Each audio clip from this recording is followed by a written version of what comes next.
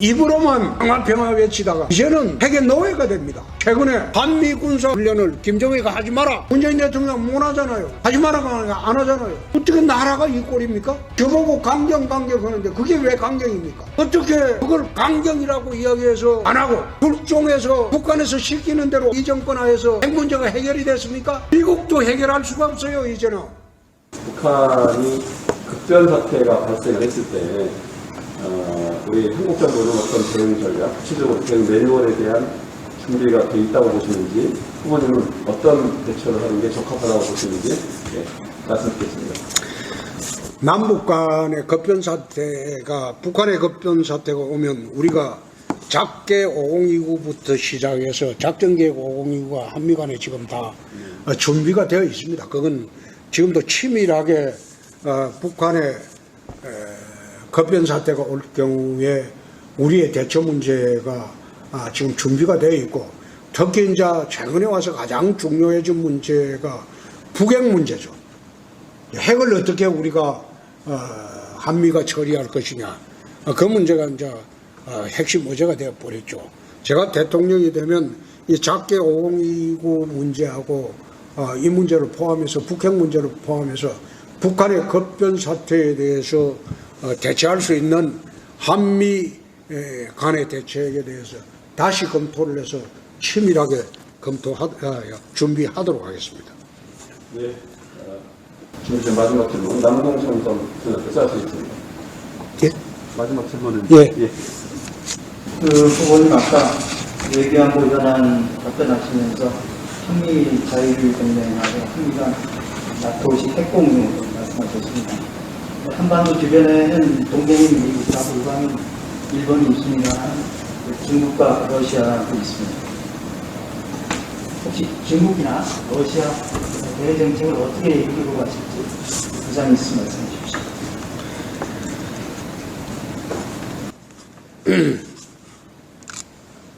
핵 공유 정책에 대해서 국민들이 우려하는 그런 분들이 많은 줄 알고 있습니다. 그런데 내 사례를 한번 들어보겠습니다. 러시아가 구소련이죠. 구소련 시대에 소련이 나토 전선에 퍼싱2 핵미사일을 포함해서 대규모 핵미사일을 전진 배치한 적이 있어요. 그거 하고 나니까 제일 위협을 느낀 나라가 독일입니다. 서독입니다. 슈미트 수상이 미국에 나토 전선에 전술핵을 재배치해달라고 요구를 했어요.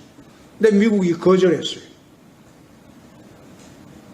그러니까 슈미트 수상이 그러면 우리나라도 영국과 프랑스처럼 핵 개발을 하겠다, 그 통보를 했어요. 그러니까 미국에서 항복을 하고 전술핵 재배치를 네덜란드, 벨기에, 독일, 터키, 이탈리아, 나토 5개국에 합니다. 해놓고 거기에 핵 공유 협정을 맺습니다. 이 핵을 발사할 때는 미국과 그 주둔국이 동시에 누르는 것으로 합의해서 누르는 것으로 그렇게 약정을 합니다. 이게 나토식 핵 공유입니다. 5년 전에 미국에 갔을 때 미 외교 정책을 좌지우지하는 미 외교협회라는 데가 있습니다. 아마 미국 외교 정책은 거기서 다 나오는 거예요. 거기에 대부분 외국 원수들만 와서 강연하고 질의응답을 받는 그런 자리입니다. 그런데 그때 북핵 문제가 워낙 심각하니까 야당 대표가 왔다고 하니까 거기 초청돼서 내가 갔습니다. 가서 연설을 하면서 나토식 핵 공유를 해주라. 해주지 않으면 우리도 독일 못지않게 원자력 발전소를 30년 이상 했기 때문에 재처리하면 1년에 1000기 정도 핵탄두를 생산할 수 있다. 원료도 있다. 돈도 있다. 기술도 있다. 그리고 IAEA 10조를 보면 자위를 위해서 탈퇴할 수 있다는 조항까지 있다. 북이 핵이 지금 마지막 단계까지 왔는데 왜 우리는 손발을 묶으려고 하느냐? 유럽보다 더 위험한 전선이 남북 전선이 아니냐? 러시아는 통제 가능한 나라지만은 북한이 통제 가능한 나라냐? 너희 나라에서 핵 공유 협정을 맺어주지 않으면 독일 슈비트 수상이 하던 대로 우리도 똑같은 방식으로 할 수도 있다.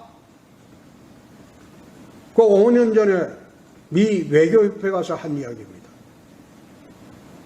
결국은 이 정책은 5년이 지금이라도 더더욱 유효합니다. 최근에 북에서 SLBM까지 개발을 했어요. SLBM이라는 것은 이거 핵무기의 마지막 단계입니다. 잠수함에서 핵탄두를 쏘아올 수 있다는 것은 미국의 핵 방공망이 무너지는 겁니다.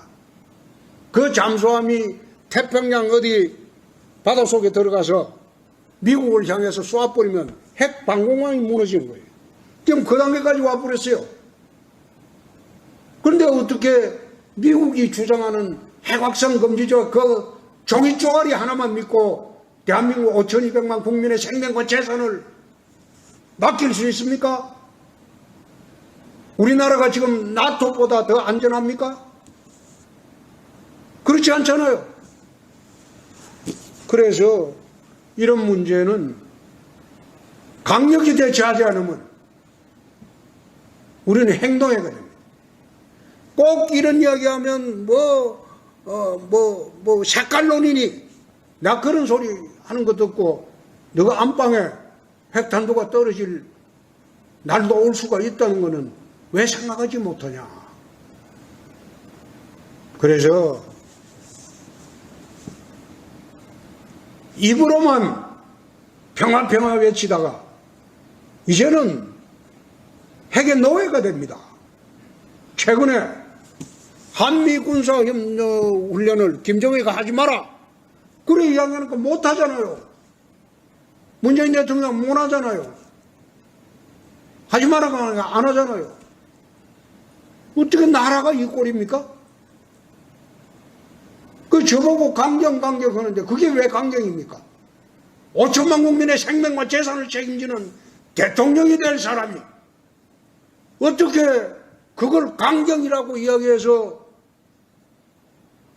안 하고 그러면 온건하게 굴종해서 북한에서 시키는 대로 5년 한 이 정권 하에서 핵 문제가 해결이 됐습니까? 미국도 해결할 수가 없어요. 이제는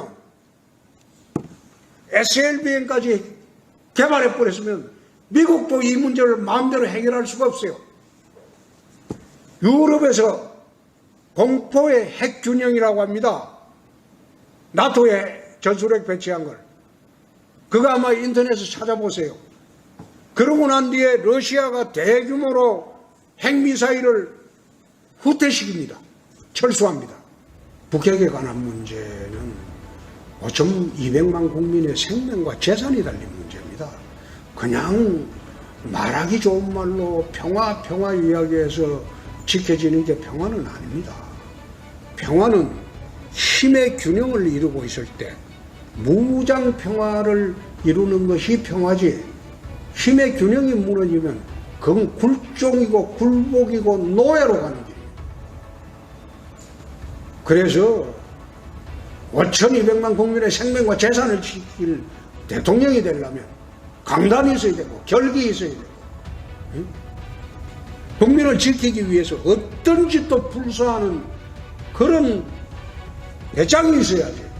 그저 김정은이 시키면 예예 하면서 꼬리 내리고 삶을 소대라고 해도 한마디 말도 못하고 홍준표가 대통령이 되면 그런 대통령은 안 될 겁니다. 적어도 5년간 국민들이 걱정 없이 살 수 있는 나라를 만들도록 하겠습니다.